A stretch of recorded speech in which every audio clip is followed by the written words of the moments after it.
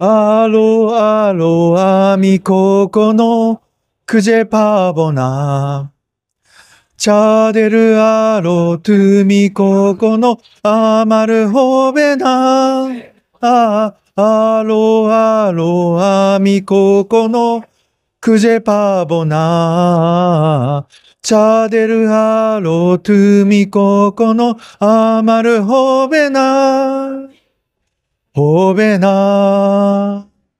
আসসালামু আলাইকুম। এনটিভির দর্শকদের স্বাগত জানাচ্ছি আমি স্পেশাল করেসপন্ডেন্ট জাহিদুর রহমান। দর্শক, আজ আমাদের অতিথি একজন ভিনদেশী অতিথি। তিনি জাপানি নাগরিক এবং ঢাকায় নিযুক্ত জাপান দূতাবাসের কালচারাল বিভাগের প্রধান কমিউনিকেন মিস্টার কেন। এনটিভির পক্ষ থেকে আপনাকে স্বাগতম। বাংলাদেশে আপনার কেমন লাগছে? খুব ভালো লাগছে।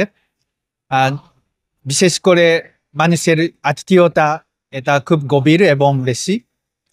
আমাদের বিদেশকে আপনারা অন্তরে নিয়ে যাচ্ছেন, তার জন্য আপনাদের সবাইকে অনেক কৃতজ্ঞতা। আমি এখানকার সংস্কৃতিকে খুব এনজয় করছি। বাংলাদেশের কোন কোন প্রান্তে আপনি ঘুরেছেন? আমি সুন্দরবনতেও গিয়েছি, কক্সবাজারেও গিয়েছি, রাজশাহীও গিয়েছি, সিলেটেও গিয়েছি, মোটামুটি সব কানা গিয়েছিলাম। এই যে এত চমৎকার করে বাংলা বলেন, এই বাংলা কোথায় শিখেছেন? আমি প্রথমে তো শান্তিনিকেতনে 2 বছর ছিলাম। ওখানে রবীন্দ্রনাথ ঠাকুরের সেই সংস্কৃতি জায়গা, ওখান থেকে শিখেছি। তারপরে 2008 প্রথমে বাংলাদেশে এসেছি।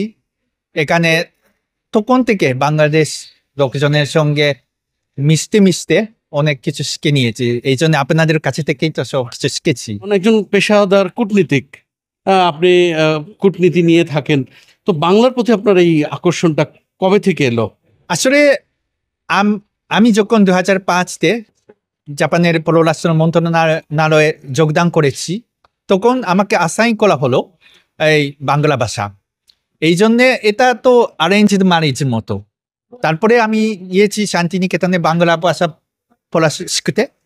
তখন বাংলা ভাষা শিখতে শিখতে বাংলা ভাষার প্রতি অনেক কিছু প্রেমে পড়ে গেছি। তারপরে বাংলাদেশে এসে বাংলাদেশের কাছেই তো প্রেমে পড়ে গেছে।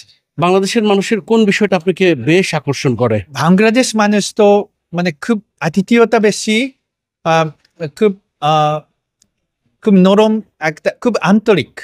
এই জন্য মানুষের সঙ্গে আড্ডা মারতে মারতে খুব এনজয় করি। আপনার জীবন সঙ্গিনীর কথা শুনতে চাই। ওনার সঙ্গে তো জাপান শান্তিনিকেতনে দেখা, সো বাংলা ভাষা জানা। জাপানিদের তো একটা বিষয় খুবই সমাদৃত, সেটা হলো বিনয়। আপনাদের কাছ থেকে আমরা এই বিনয়টা কিভাবে আরো রপ্ত করতে পারি, কিভাবে শিখতে পারি? মানুষের প্রতি সহমর্মিতা, ভালোবাসা, দয়া, এগুলোকে আমরা কিভাবে আরো ধারণ করতে পারি? আপনার কি মনে হয়? জাপানি তো খুব বিনয়ী মানুষ, আপনারা সেভাবে প্রশংসা করেন আমাদেরকে, তার জন্য ধন্যবাদ। কিন্তু আমি তো বাংলাদেশকে খুব সম্মান করি। তারা তো খুব আন্তরিকতাটা বেশি। এই জন্য আমরা তো আপনাদের কাছে থেকে অনেক কিছু শেখার আছে মনে হয়। এই জন্য আমি সেই কোয়েশনে উত্তরটা দিতে পারছি না, কিন্তু আরো আমি আপনাদের কথা বুঝতে চাই। আপনাদের সেই আন্তরিকতাটা আমি শিখতে চাইছি। বাংলাদেশের মুভি অর্থাৎ চলচ্চিত্র, নাটক দেখা হয় মাঝে মাঝে। হ্যাঁ, বাংলাদেশের চলচ্চিত্র, টিভি প্রোগ্রাম একটু একটু দেখি, আর বাংলা গানও শুনি। বাংলা কার গান শোনা হয়? তাসাঙ্কা আর মিনার।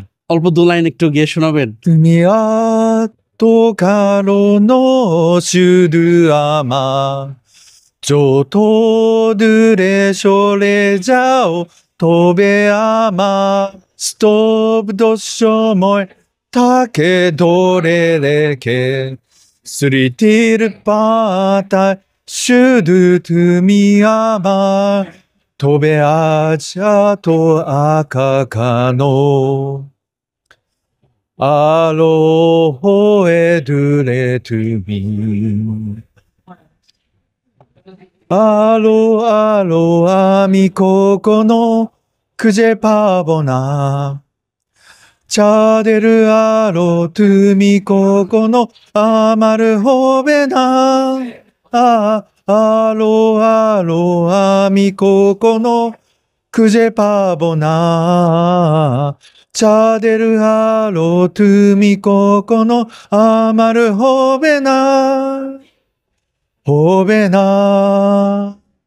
হবে না, হবে না। দর্শক শুনলেন কমিউনিকেটের কণ্ঠে বাংলাদেশি গান।